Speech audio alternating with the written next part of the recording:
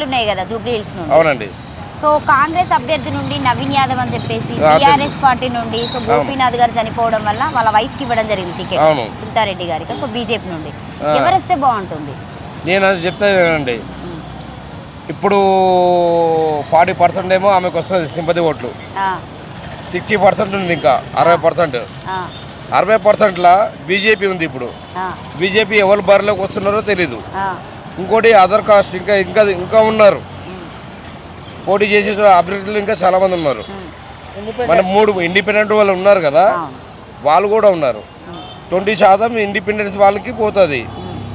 ఇంకా బీజేపీకి ఈయనకి మధ్యలో ఉంటుంది. వస్తే కానీ కంపల్సరీ నవీన్ యాదవ్ రావాలి. అది కూడా ఎవరి ముఖం, నవీన్ యాదవ్ ముఖం చూసి రారు, రేవంత్ రెడ్డి గారు చేసిన పనులకు రావాలి. రేవంత్ రెడ్డి గారి పరిపాలన ఎలా ఉంది? Super, very good. ఇంటింటికి మొత్తం 4500 మిగులుతున్నాయి. బస్సు అంటే ఒక ఆడమే గురించి చెప్తున్నాను.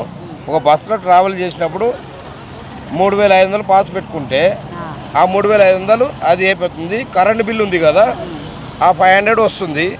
మొత్తం ఎంత అయింది? 4000 అయింది కదా. మా పిల్లల అకౌంట్లో అమౌంట్ పడుతుంది.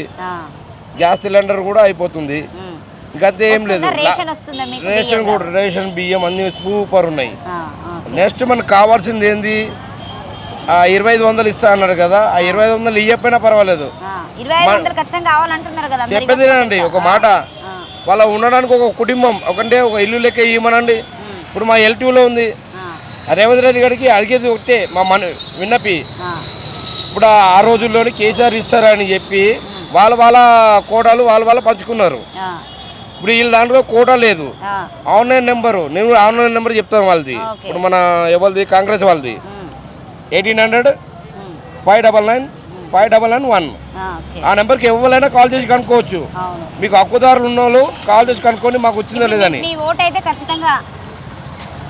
కాంగ్రెస్కే, రేవంత్ రెడ్డి.